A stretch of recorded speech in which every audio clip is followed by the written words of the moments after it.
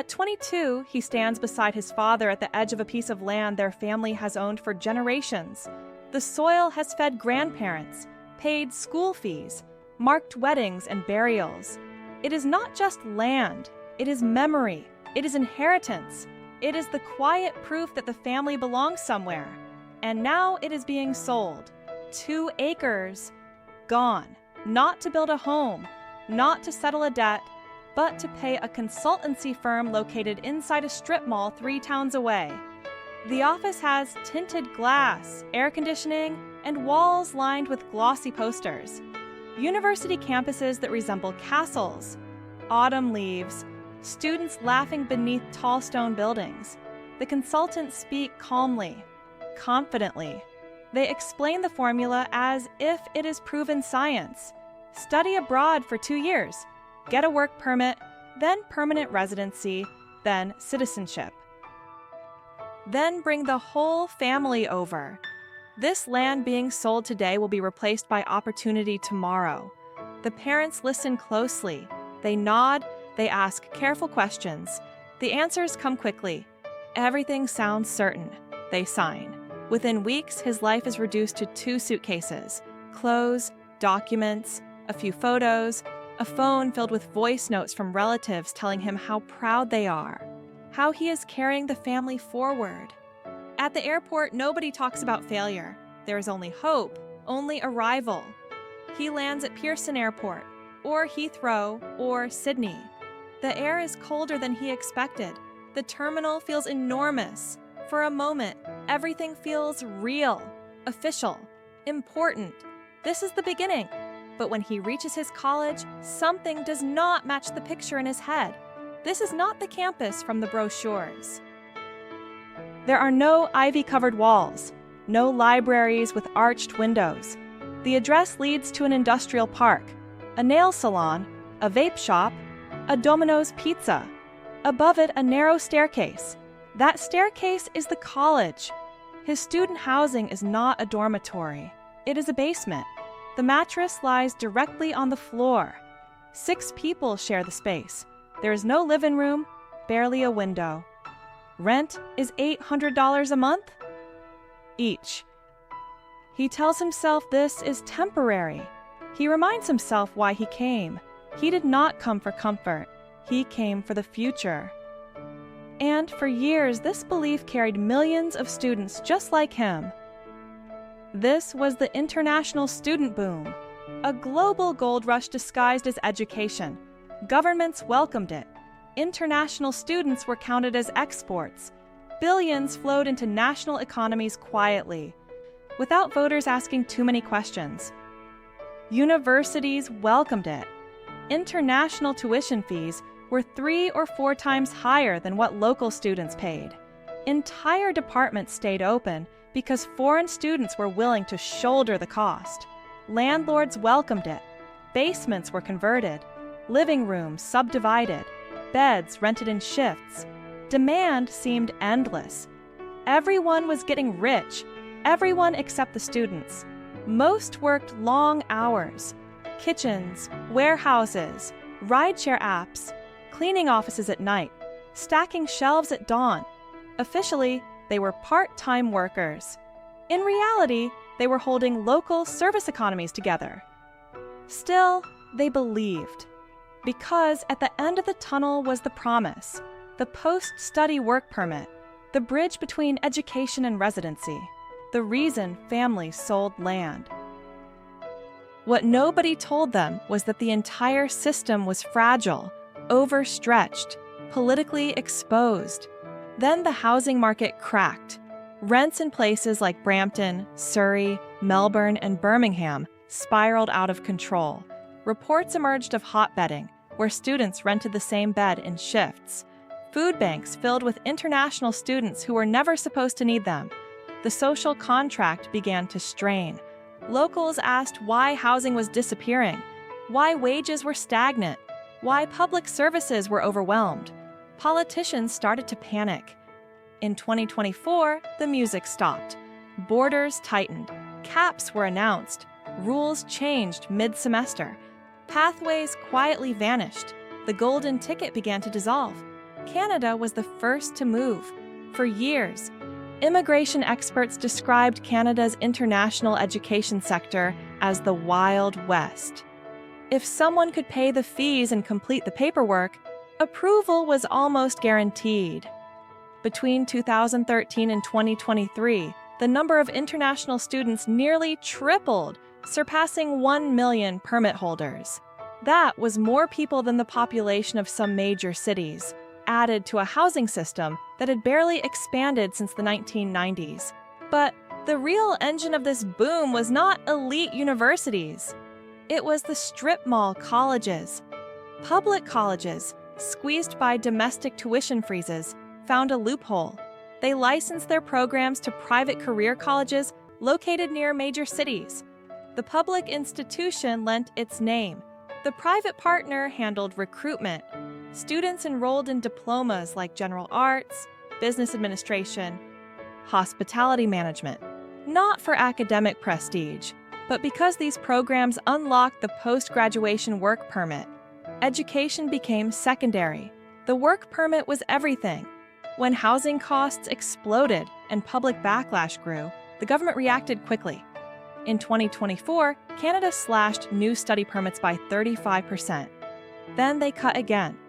By 2025, the cap dropped even lower. But the most devastating change arrived quietly: the attestation letter. Now, every applicant needed provincial approval before applying for a visa, and private strip mall colleges were effectively shut out. Entire business models collapsed overnight. Students already inside the system discovered the rules had shifted beneath them. Graduates from certain colleges no longer qualified for work permits. Undergraduates could no longer bring spouses. Families were separated. Plans unraveled. Canada put up a sign without ever writing the words: "We are closed. Unless you are elite. Unless you are expensive. Unless you leave when you are done." And this was only the beginning. Because what happened in Canada did not stay in Canada. Pressure was building across the West. Australia, the United Kingdom, the United States. The door students believed was open had already started to swing shut. And for those who sold everything to walk through it, there was no easy way back. What unfolded in Canada was not an isolated correction. It was a signal. Other countries had been watching closely. They had seen the same pressures building inside their own borders. Housing shortages, voter anger, wage stagnation. A quiet resentment aimed at systems that seemed to benefit everyone except citizens. The moment Canada acted, the rest of the West followed. Australia moved next. For years, Australia's international education system had thrived on a shadow arrangement few people openly discussed. Students arrived on legitimate university visas, paid initial tuition, then quietly transferred to cheaper vocational colleges. Attendance was optional. Work was the priority. These were known as ghost colleges. They operated from office buildings and commercial spaces. Classrooms were often empty. Paper attendance was marked for a fee. Students drove rideshare vehicles, worked construction sites, washed dishes, cleaned hotels. The visa remained valid as long as paperwork stayed clean. It was not education. It was a labor arrangement disguised as schooling. As net migration surged past 500,000 in a single year, the political mood shifted. The government stopped pretending the system was functioning as designed. In early 2024, Australia replaced its old visa framework with the genuine student test. On paper, it sounded reasonable. In practice, it was devastating. Visa officers were now empowered to ask whether a course made sense for a student's career history. A 30-year-old engineer applying for an entry-level hospitality certificate was no longer waved through. Gaps in study history became red flags. Cheaper programs triggered suspicion. Rejection rates climbed overnight. In some key source countries, refusals jumped past 30%. Applications that once sailed through were now denied without explanation. Then came the fees. Australia more than doubled the student visa application cost. Thousands of dollars, non-refundable, payable even if rejected. It was, in effect, a tax on hope. And finally, the cap. In 2025, Australia announced a national planning level, a fixed ceiling on international student commencements. Universities and vocational providers were allocated quotas. The message was unmistakable. Only high-value students were welcome now, the ones who could afford prestige universities, the ones expected to leave when their studies ended. The working student model was over. While Australia was dismantling the ghost system, the United Kingdom was making a different calculation. For years, the UK had held a quiet advantage. International students could bring dependents. Families relocated together. One partner studied. The other worked. It was not just education, it was survival. For mature students from Nigeria, India, and Ghana, this policy made the UK uniquely attractive. It allowed families to absorb high tuition and rent costs together. Then, in January 2024, the door slammed shut. Dependents were banned for most international students. Only a narrow category of research programs remained exempt. The impact was immediate. Dependent visas collapsed almost overnight. Applications plummeted. Entire recruitment pipelines evaporated. Universities felt the shock instantly. Many institutions had become financially dependent on international tuition, not as profit, but as subsidy. Domestic students paid less than the cost of their education. International fees filled the gap. When those students stopped coming, budgets cracked. Then came the next blow. In 2025, the graduate route was cut. Post-study work time shrank. 6 months disappeared. For students already struggling to secure sponsorship, it was the difference between stability and departure. And finally, the proposal that sent shockwaves through the sector: an international student levy, a tax on foreign tuition fees. Universities were already stretched thin. Now the revenue that kept departments open was being targeted. By the end of the academic year, 3/4 of UK institutions were projected to operate at a deficit. Dozens were flagged as financially at risk. This was no longer abstract. Students began asking uncomfortable questions. What happens if a university collapses mid-degree? What happens to their visas? What happens to the money already paid? There were no reassuring answers. While the UK tightened lifelines, many students assumed the United States would remain the fallback. It always had. But in 2025, that assumption collapsed. Student visa rejection rates reached levels unseen in a decade. For applicants from parts of Africa, denial rates approached 50%. Some consulates refused more applications than they approved. Then, travel restrictions expanded. Dozens of countries were placed under partial or full visa suspensions. Not for war, not for instability, for administrative reasons. Security vetting, officials said. But the message landed clearly. Access was no longer guaranteed. Even students already inside the system felt the pressure. Fixed visa durations were proposed.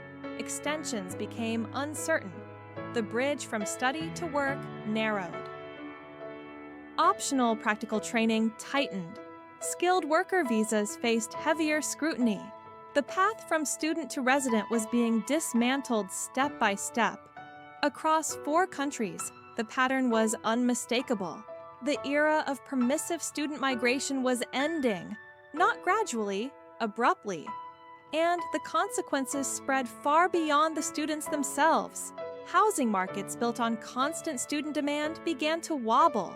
In suburbs once crowded with international renters, vacancy signs appeared. Investors who had relied on packed basements started listing properties. Strip malls felt the absence first. Phone shops, cheap eateries, used car dealers, small businesses that had thrived on student spending watched revenue fall sharply. Universities confronted the reality they had avoided for years. Without international fees, programs would close, staff would be cut, domestic tuition would rise. The subsidy was gone. The bill was coming due. For students like the young man whose family sold their land, the realization arrived slowly and painfully. The rules had changed. The brochures were outdated. The golden ticket had never been permanent. It had been borrowed time. And as borders hardened, a quiet question began to circulate among those still planning their futures. If the doors to the West are closing, where does the dream go now? When the doors closed across the West, the change did not arrive with a single announcement. It unfolded quietly. One refusal letter, one canceled intake, one pathway removed at a time. For students who had already arrived, the reality settled in slowly. They worked the same jobs, paid the same rent, attended the same classes, but the future they were working toward no longer existed in the same way. The work permit was no longer guaranteed. Sponsorship became harder to secure. Timeframes shortened. Rules shifted without warning. Some tried to push through anyway. They took extra shifts, lived in tighter spaces, waited for policy reversals that never came. Others packed their bags early, leaving degrees unfinished, savings depleted, pride bruised. But the impact reached far beyond individual students. In neighborhoods built around constant international demand, the cracks became visible. Basements that once housed 6 tenants sat half empty. Landlords who had relied on steady cash flow began to sell. Listings multiplied. Prices softened. The same investors who once celebrated rising rents now blamed the very system they had benefited from. Strip malls followed. Phone repair shops closed first, then budget restaurants, then small grocery stores catering to international tastes. Entire commercial corridors lost their foot traffic. The students had not just been learners, they had been consumers, workers, renters, economic anchors. Universities felt the absence next. International tuition had quietly subsidized domestic education for years. Without it, budgets collapsed. Programs were reviewed, departments merged, hiring froze, layoffs followed. Students who had paid full fees began to worry about something they had never considered before. What if their institution failed? What if the degree they were earning lost value midstream? What if the school closed before they graduated? These were no longer hypothetical fears. For the first time, higher education in parts of the West looked unstable. As governments congratulated themselves on border control, the economic hangover deepened. And yet, while the West tightened, something else happened quietly. The demand for education did not disappear. It moved. Germany was one of the first to act. Public universities remained low cost. Work opportunities expanded. New immigration pathways targeted skilled graduates directly. While others raised barriers, Germany lowered them. Japan and South Korea followed. Facing demographic decline, they simplified student visas and encouraged graduates to stay. The cultural adjustment was significant. The opportunity was real. For many students weighing options, the calculation shifted. A country that wanted them was better than one that tolerated them temporarily. Across Asia, new hubs emerged: Malaysia, Vietnam, the Gulf. Western universities, desperate to retain revenue, opened branch campuses abroad. The degree stayed the same. The migration did not. Education without relocation became the new model. For families, this changed everything. No need to sell land. No need to risk deportation. No need to bet everything on a single visa decision. China expanded scholarships across the global south. English-taught programs multiplied. Infrastructure projects absorbed graduates directly. India made a strategic pivot of its own. Instead of exporting students, it invited foreign universities in. Campuses opened at home. Tuition money stayed local. The map of global education redrew itself. The flow of talent, once one-directional, began to regionalize.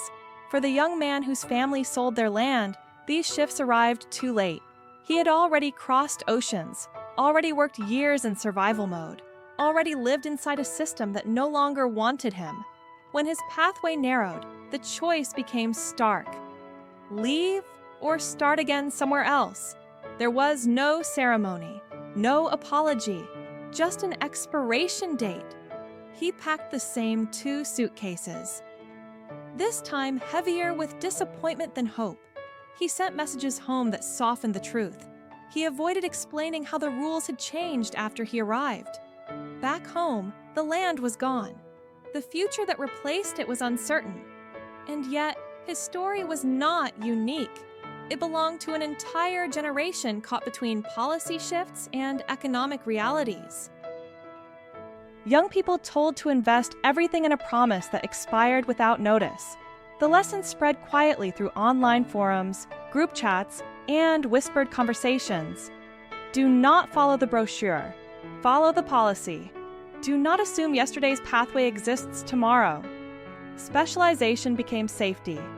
General degrees became risk. Countries that needed people mattered more than those that marketed dreams. The international student boom of the 2010s had been a gold rush. Unregulated, profitable, unsustainable. The correction phase was painful. Careers stalled, savings vanished, plans collapsed. But the story did not end in failure. It ended in awareness. For the students still planning their futures, the map had changed, but the world had not closed completely. Opportunity still existed. It had simply moved. To places willing to invest long-term, to systems that aligned education with actual demand, to countries honest about whether they wanted people to stay. The era of blind bets was over. What replaced it required strategy, research, adaptability, and for those who understood the shift early, there was still a way through. The young man stood again at the edge of uncertainty, older now, wiser, less trusting of promises, more attentive to policy than slogans. The land his family sold could not be reclaimed, but the lesson it bought would last a lifetime. If you have studied abroad, plan to, or had your plans change because the rules shifted, share your experience in the comments. These stories matter more than brochures ever did. If you want to understand where global education and migration are really heading next, subscribe to this channel. We follow policy, not promises. And if you are planning your future right now, pause before you decide. The map has changed, but opportunity has not disappeared. It has simply moved. Stay informed.